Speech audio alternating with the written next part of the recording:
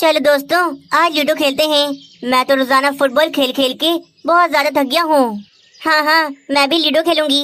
मुझे बहुत मजा आता है लूडो खेलने में। नहीं नहीं, मैं नहीं खेलूंगा। मैं तो हमेशा हार जाता हूँ, इसीलिए मुझे लूडो नहीं पसंद। क्या राजू कौवे, तुम हमेशा ही रोती करते रहते हो। सबको खेलना है यहाँ पर लूडो, तुम्हें नहीं खेलना। चलो आ जाओ, खेलो हमारे साथ लूडो। हाँ ना राजू कौवे, किस्मत का क्या पता आज तुम जीत जाओ। दोस्तों याद रहे, इस बार भी जो हारेगा वो सबको पिज्जा पार्टी देगा, ठीक है ना? हाँ चलो, मैं तो सिर्फ देखूंगा, तुम चारों खेलना। मैं देखूंगा कौन चीटिंग कर रहा है और कौन नहीं। बस फिर क्या, सारे बच्चे लूडो खेलने के लिए बैठ जाते हैं। नन्ही बुलबुल ने पीला डब्बा लिया था, मानो चिड़िया ने नीला, राजू कौवे ने हरा और तोते ने लाल डब्बा लिया था। पहले मेरी बारी है, पहले मैं खेलूंगा। देखना, मेरा तो छक्का आएगा, छक्का। राजू कौवा अपनी पहली बारी चलता है और छक्के फेंकता है, परंतु पहली बारी में ही उसके दो बड़े बड़े अंडे आ जाते हैं। बड़ी बड़ी बातें कर रहे थे, कह रहे थे छक्का लाऊंगा। देखो, दो बड़े बड़े अंडे आ गए। एक तो मेरे साथ हमेशा ऐसा ही होता है, पता नहीं मेरी बारी में ही ये अंडे क्यों आ जाते हैं। फिर मानो चिड़ा अपनी बारी चलता है। मानो चिड़े की पहली बारी में दो छक्के आ जाते हैं। अरे वाह वाह, मेरे छक्के आ गए, दो छक्के आ गए। मेरी गोद खुल गई, अब मैं जीत जाऊंगा। ऐसे कैसे जीत जाओगे मानो चिड़े? देखना, मैं अभी अपनी गोद खोल के सबसे पहले तुम्हें पीटूंगी। फर्स्ट तो मैं ही आऊंगी। नन्ही बुलबुल फिर अपनी बारी चलती है। नन्ही बुलबुल का एक 6, दूसरा 5 आ जाता है। वाह, मेरा भी 6 आ गया, मेरी भी गोद खुल गई। अब देखना मैं कैसे गोली की स्पीड से आगे बढ़ती हूँ। सबसे पहले तो मैं ही जीतूंगी। रुको रुको भाई, मुझे भी कम न समझना। देखना जरा मैं अब क्या लेके आता हूँ। नन्हा तोता भी अपनी बारी चलता है, तो उसके भी 2 छक्के आ जाते हैं। सबके छक्के आते हैं, सिर्फ मेरा ही नहीं आता। इसीलिए दोस्तों, मुझे ये गेम बिल्कुल नहीं पसंद। अरे भाई राजू कौवे, चलो ना अपनी बारी चलो। अभी तो गेम शुरू हुआ है, तुम अभी से ही रोती करने लग गए। राजू कौवा दोबारा अपनी बारी चलता है, पर इस बार भी उसके 2 अंडे आ जाते हैं। नहीं नहीं, मैं नहीं खेल रहा, मैं नहीं खेल रहा अब ये गेम। मेरे हमेशा अंडे ही आते हैं। देखना, सब जीत जाएंगे, मैं हार जाऊंगा। इसी तरह सारे बच्चे लूडो गेम खेल रहे थे। कुछ देर में तीनों बच्चे जीत जाते हैं और राजू कौवा हार जाता है। हार गया, मैं फिर से हार गया। मुझे पता था मैं हारूंगा ही। अब मुझे फिर से सब बच्चों को पिज्जा पार्टी देनी पड़ेगी। हाँ राजू कौवे, तुम हार गए। अब तुम्हें हमें पिज्जा खिलाना पड़ेगा। जाओ जाओ, जाके अपने बाबा से बोलो कि हम सबको पिज्जा खिलाएं। राजू कौवा फिर उदास होकर अपने घर चला जाता है और घर पर आकर वे कालू कौवे को सब बताता है। बाबा, मैं फिर से हार गया लूडो में। मेरा एक छक्का भी नहीं आया, बस पूरे लूडो में अंडे ही अंडे आते रहे। कालू जी जरूर मेरे मासूम बेटे को वो बच्चे जानबूझ के हराते हैं। बहुत चालाक है वे बच्चे, मेरे बेटे के साथ चीटिंग करते हैं। राजू बेटा, तुम फिर से हार गए। अब तुम्हें आज बच्चों को कौन सी पार्टी देनी है? क्या करूं बाबा, मैं जानबूझ के नहीं हारा। मैंने बहुत कोशिश की, पर मेरे अंडे ही आते रहते हैं। आप मुझे पैसे दो ताकि मैं अपने सभी दोस्तों को पिज्जा पार्टी दे सकूं। फिर थोड़ी देर में राजू कौवा अपने सभी दोस्तों को पिज्जा लाकर खिलाता है। मम्मा, हम बच्चे आज फिर से लूडो खेलेंगे। और देखना, हर बार की तरह आज भी राजू कौवा हार जाएगा। फिर हम कालू अंकल से फिर से पार्टी लेंगे। मानो चिड़ी, गेम को गेम तक ही रखना। राजू कौवा अगर हार जाता है तो उसका कभी मजाक नहीं उड़ाना, क्योंकि मजाक उड़ाना बहुत बड़ी बात है। और मेरा बेटा तो अच्छा बेटा है ना। हाँ मम्मा, मैं मजाक नहीं उड़ाता, बल्कि मैं तो उससे कहता हूँ कि तुम खेलते रहो, एक दिन तुम भी जरूर जीतोगे। हमेशा राजू कौवे का हौसला बढ़ाना, ताकि वे कभी लूडो गेम से उदास न हो। बस फिर शाम हो जाती है। बच्चे दोबारा से लूडो खेलने के लिए बैठ जाते हैं। इस बार मैं अच्छे से तैयारी करके आया हूँ। देखना, मेरा अब की अंडा नहीं आएगा। मैं जीतूंगा, जीतूंगा मैं इस बार। ये तो समय बताएगा राजू कौवे, तुम हर बार यही कहते हो, पर जब तुम्हारा अंडा आता है तो तुम बहुत रोती करते हो। नहीं बुलबुल, मैं रोऊंगा नहीं इस बार, क्योंकि मेरा इस बार अंडा ही नहीं आएगा। देखना, मैं इस बार 6 ला ला कर तुम सबकी गोटियां पी डालूंगा। अरे अरे यार, बातें नहीं करो, चलो अब गेम खेलते हैं। गेम शुरू हो जाता है। मानो चिड़ा अपनी बारी चलता है।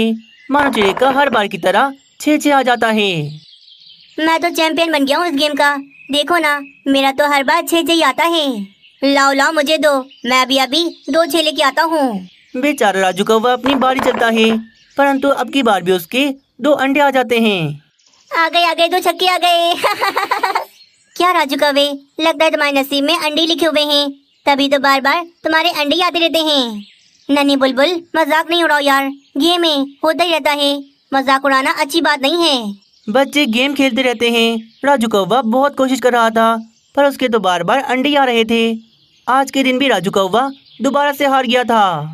हाँ तो राजू कौवे, आज हमें कौन सी पार्टी दोगे? राजू कौवे, आज हमें आइसक्रीम पार्टी दे दो। चलो चलो, कालू अंकल से बोलकर हम सबको आइसक्रीम खिलाओ। बस फिर मजबूरन कालू कौवे को आज भी सब बच्चों को आइसक्रीम पार्टी देनी पड़ गई थी। कालू कौवा तो बहुत ज्यादा परेशान आ गया था। रानी, बस बहुत हो गया, मेरा बेटा तो रोजाना ही आता है और मेरे पैसे खर्च पे खर्च हो रहे हैं। हाँ ना कालू जी, कुछ ऐसा करो कि जिससे राजू जीत जाए और सब बच्चे राजू को पार्टी दें।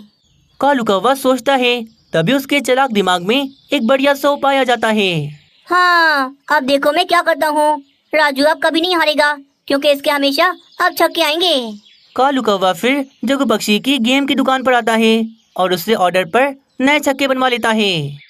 देखो कालू कौवे, तुम्हारे छक्के बनके तैयार हो गए। अब तुम इन छक्कों को जैसे भी फेंकोगे, इनमें हमेशा 6 ही आएगा, क्योंकि इनकी चारों तरफ 6 बने हुए हैं। कमाल कर दिया यार जग्गू पक्षी। चलो चलो, अब मैं चलता हूँ। कहाँ जा रहे हो कालू कौवे? पहले इन छक्कों के मुझे पैसे दे दो। जग्गू पक्षी यार, पैसे अभी लेकर नहीं आया, शाम को आता हूँ ना, फिर दे जाऊंगा पैसे। थोड़ी देर में शाम हो जाती है। सब बच्चे दोबारा से लूडो खेलने के लिए बैठ जाते हैं। भाई, मेरा बेटा अब इन नए छक्कों से खेलेगा, क्योंकि मेरे बेटे के लिए ये वाले छक्के लकी नहीं हैं। कालू कौवे, फिर तो सब बच्चे इन्हीं छक्कों से खेलते हैं जो तुम लेके आए हो। नहीं नहीं, ये छक्के तो मेरे राजू के लिए हैं, इसीलिए इनसे तो राजू ही खेलेगा बस। फिर राजू कौवा अपनी पहली बारी चलता है और उसकी पहली बारी में 2 6 आ जाते हैं। अरे बाबा देखो, मेरे 6 आ गए, मेरे 2 6 आ गए। राजू कौवे, एक बार बारी चलने से तुम कोई जीत नहीं गए। चलो चलो, अपनी दूसरी बारी चलो। राजू कौवा अपनी दूसरी बारी चलता है और दूसरी बारी में भी उसके 2 6 आ जाते हैं। बहुत बढ़िया मेरे बेटे, इसी तरह धड़ धड़ 6 पे 6 लेकर आओ, देखना जीत तुम्हारी होगी। बच्चे खेल रहे थे कि तभी वहाँ पर जग्गू पक्षी आ जाता है। कालू कौवे, शाम हो गई यार, तो मेरे छक्कों के पैसे कब दोगे? चलो अब मैं खुद आ गया हूँ, मेरे पैसे मुझे दे दो। अरे बाप रे जग्गू पक्षी, तुम यहाँ पर क्यों आ गए? जाओ जाओ, यहाँ से जाओ, मैं तुम्हारे पैसे तुम्हारी दुकान पर दे दूंगा। मैं क्यों जाऊँ? मेरे पैसे मुझे दो। अगर तुमने मेरे पैसे ना दिए तो मैं तुम्हारा सारा सच इन सबको बता दूंगा। जग्गू पक्षी, कौन से सच की बात कर रहे हो तुम? हाँ बताओ हमें। मीनू चिड़िया, इस कालू कौवे ने मुझसे नकली छक्के बनवाए थे, जिनकी चारों ओर मैंने बस 6 ही 6 लिखा था। क्या इतनी बड़ी चीटिंग? कालू कौवे, तुम अपने मासूम बेटे को चीटिंग करना सिखा रहे हो? कितने बुरे संस्कार दे रहे हो तुम इसे, कितनी बुरी बात है ये। सबके सामने कालू कौवे का सच आ गया था। अब तो राजू कौवे की और ज्यादा बेइज्जती हो गई थी। प्रीतम, बहुत बुरी खबर है, मेरा बहुत नुकसान हो गया। मेरी आधी से ज्यादा फसलें धूप की वजह से खराब हो गईं। मेरे समझ में नहीं आ रहा कि ऐसा कैसे हो गया, मेरी आधी से ज्यादा फसलें खराब कैसे हो गईं। अरे बाप रे, इस बार वैसे भी फसलें अच्छी नहीं लगी थीं और ऊपर से आधी से ज्यादा फसलें खराब हो गईं। बाप रे, ये तो बहुत नुकसान हो गया हमारा। हाँ यार, मुझे तो बहुत डर है कि कहीं हम भी इस जंगल में गरीब पक्षियों की तरह गरीब ना बन जाएं। ना ना, ऐसा नहीं होना चाहिए। पूरे जंगल में हमारी कितनी इज्जत है, सारे पक्षी आपको उल्लू सेठ कह के बुलाते हैं। अगर हम भी गरीब हो गए तो हमारी क्या इज्जत रह जाएगी। उल्लू सेठ तो बहुत ज्यादा परेशान था। इस साल फसलें खराब होने की वजह से उसका बहुत नुकसान हो गया था। अरे मैं लुट गया, मैं बर्बाद हो गया, ये मेरे साथ क्या हो गया? क्या हो गया यार भाई तुम्हारे साथ ऐसा, जो तुम इतने ज्यादा परेशान हो? मेरी बेटी की शादी थी, मैंने अपनी बेटी के लिए बहुत मुश्किलों से दहेज बनाया और वे दहेज मैंने लड़के वालों के घर भिजवा दिया था। पर अब लड़के वाले कहते हैं कि वे दहेज चोरी हो गया।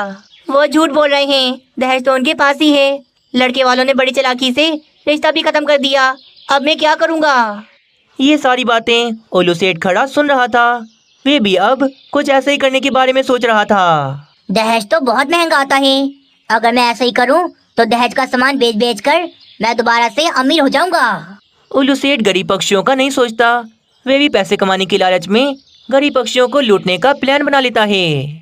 अरे प्रीतम, तुम्हें नहीं लगता हमारा बेटा अब बड़ा हो गया है, हमें इसकी शादी करा देनी चाहिए? अरे उल्लू जी, अभी कुछ दिन पहले आप ही तो कह रहे थे कि हमारा बेटा बच्चा है, खेलने कूदने के दिन है उसके, देखें अभी भी खेलने गया हुआ है। अरे प्रीतम, मैं कौन सा अपने बेटे की असली शादी कराने का बोल रहा हूँ। हम बस अपने बेटे की नकली शादी का कोई नाटक करेंगे और फिर देखना हम दोबारा से पहले की तरह बहुत ज्यादा अमीर हो जाएंगे। क्या मतलब उल्लू जी, मेरे तो कुछ समझ में नहीं आ रहा। उल्लू सेठ फिर विस्तार से अपनी पत्नी को सारा प्लान बताता है। आगे की कहानी देखने से पहले वीडियो को एक लाइक जरूर कर दें। उपाय तो ठीक है, पर उल्लू जी इस तरह गरीब पक्षियों के साथ कुछ ज्यादा गलत नहीं हो जाएगा? देखो भाई, अगर हमें दोबारा से अमीर होना है तो हमें कुछ ना कुछ तो करना ही पड़ेगा, क्योंकि हाथ पे हाथ रख के बैठने से कुछ नहीं होने वाला। बस फिर क्या था, कुछ ही दिनों में अपने बेटे के लिए उल्लू सेठ एक रिश्ते वालों को ढूंढ ही लेता है। देखिए उल्लू सेठ, वैसे तो मेरी बेटी अभी बहुत छोटी है, मैं इसकी शादी इतनी जल्दी नहीं करना चाहती, पर सिर्फ आपको देखकर मैं अपनी बेटी की शादी आपके बेटे से करवा दूंगी। अरे बहन जी, आपकी बेटी हमारे घर में बहू बन के नहीं बल्कि बेटी बन के आएगी, इस चीज की तो आप बिल्कुल चिंता ही ना करो। हाँ बहन जी, छोटी उम्र में इन दोनों की शादी करा दें तो यही बेहतर है, पता नहीं बड़े होके आगे इन्हें कैसा रिश्ता मिले। रिश्ता पक्का हो जाता है। एक हफ्ते में दोनों की शादी थी। कुछ ही दिनों में लड़की वाले दहेज का सारा सामान उल्लू सेठ के घर में भिजवा देते हैं। वाह वाह उल्लू जी, दहेज में कितना सारा सामान भेजा है लड़की वालों ने। इतना सारा सामान बेचकर तो हमें बहुत सारे पैसे मिल जाएंगे। हाँ प्रीतम, हमारे तो मजे आ गए, हमने कितनी आसानी से लड़की वालों को बेवकूफ बना दिया। अब बस हमें ये सारा दहेज का सामान कहीं ले जाकर छुपा देना है, ताकि हम लड़की वालों को कह सकें कि दहेज का सारा सामान तो चोरी हो गया। फिर आज की राती वे चालाक उल्लू सेठ वे सारा का सारा दहेज का सामान ट्रक में भर के अपने गोदाम में छुपाने के लिए चला जाता है।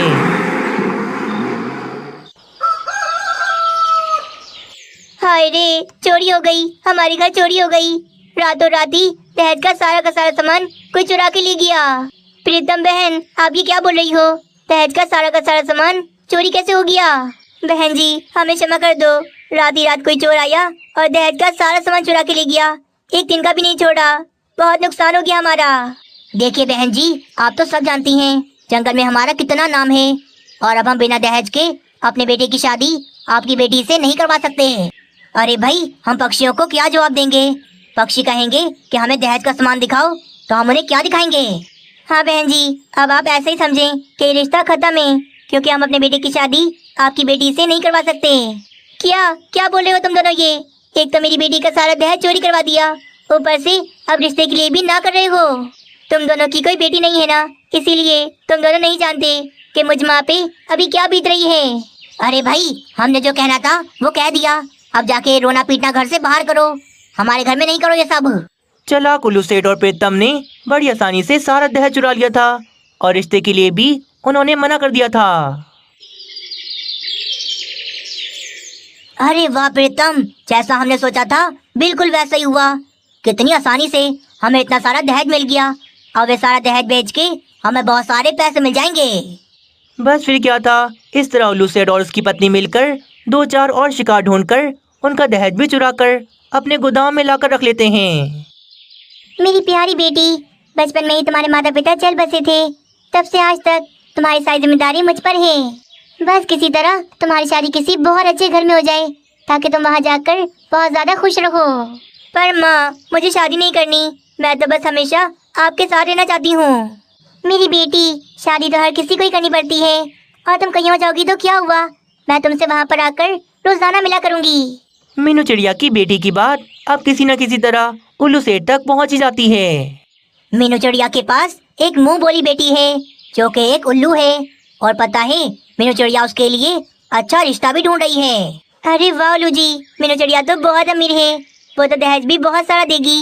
किसी तरह मीनू चिड़िया को भी बेवकूफ बनाकर उससे भी बहुत सारा दहेज ले लेते हैं। बस फिर लालच में ही अगले दिन उल्लू सेठ और उसकी पत्नी अपने बेटे का रिश्ता लेकर मीनू चिड़िया के घर में आ जाते हैं। अरे वाह वाह, मेरी बेटी के लिए उल्लू सेठ के घर से रिश्ता आया है, ये तो बहुत ही अच्छी बात है। वाकई में मेरी बेटी के बहुत अच्छे नसीब हैं। हाँ मीनू चिड़िया, मैं तो कहती हूँ इस रिश्ते को हम पक्का कर देते हैं और जल्द से जल्द इन दोनों की शादी करवा देते हैं। हाँ प्रीतम बहन, मेरी तरफ से तो आप इस रिश्ते को पक्का ही समझें, हम इसी हफ्ते के अंदर इन दोनों की शादी करवा देते हैं। हर बार की तरह ये रिश्ता भी पक्का हो जाता है और कुछ ही दिनों में मीनू चिड़िया भी सारा दहेज का सामान उल्लू सेठ के घर में भिजवा देती है। अरे वाह बाबा, मैं कितना भाग्यशाली हूँ, मुझे जो भी रिश्ता मिल रहा है वो भर भर के दहेज दे रहा है। हाँ मेरे बेटे, आखिर तुम उल्लू सेठ के बेटे हो, तो मैं दहेज तो ज्यादा ही मिलेगा ना। बस फिर रात हो जाती है। ट्रक मंगवा के उल्लू सेठ सारा का सारा दहेज का सामान लोड करके अपने गोदाम ले जाता है। उल्लू सेठ के गोदाम में तो काफी सारा दहेज था। गरीब पक्षियों को लूट लूट के उसने काफी सारा सामान जमा कर लिया था।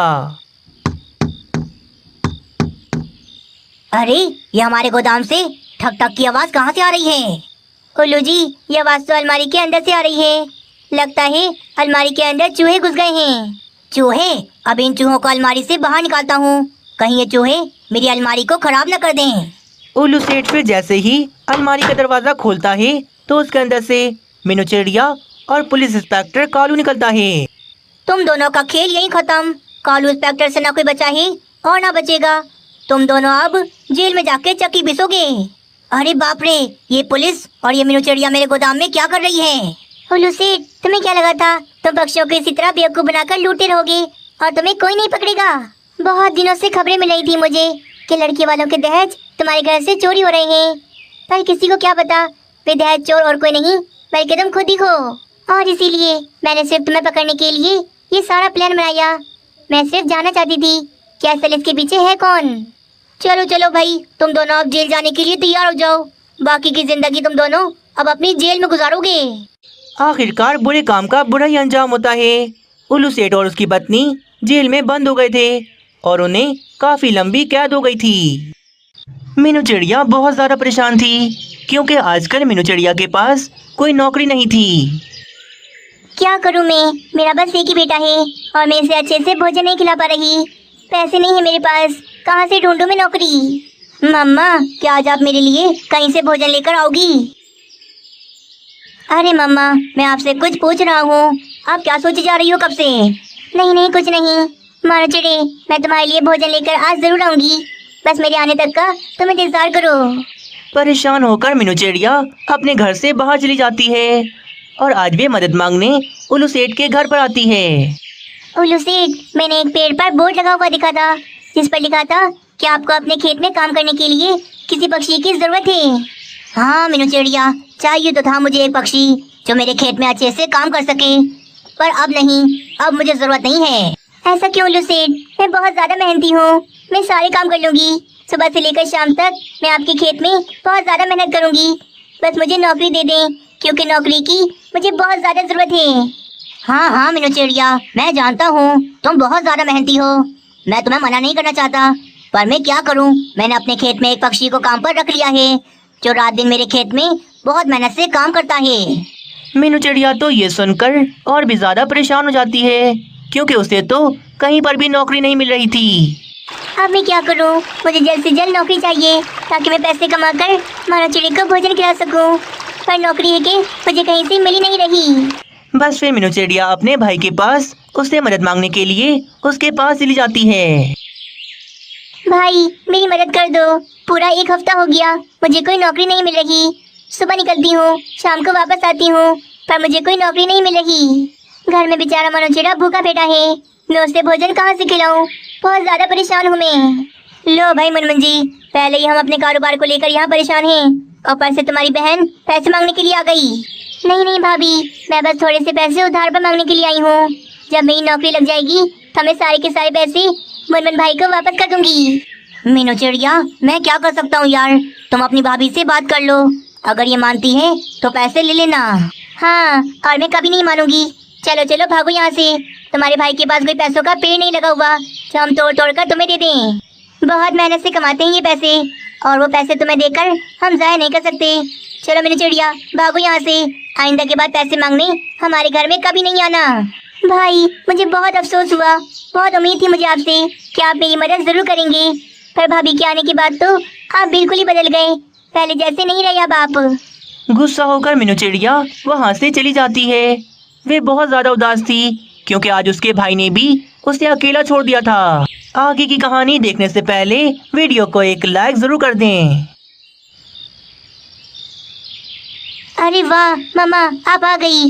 मैं कब से आपकी राह देख रहा था कि आप कब आओगी और कब हम मिलकर भोजन खाएंगे। मीनू चिड़िया तो बहुत ज्यादा शर्मिंदा थी क्योंकि वे भोजन लेकर नहीं आई थी। नहीं मानो चिड़ी, मुझे आज भी कोई नौकरी नहीं मिली। तुम्हारे मामू के पास गई थी, पर उन्होंने भी पैसे देने से मुझे साफ मना कर दिया। कोई बात नहीं मम्मा, वैसे भी भूख लगते लगते अब भूख लगना भी बंद हो गई है। चलो, आप थक गई होगी ना, अब हम सो जाते हैं।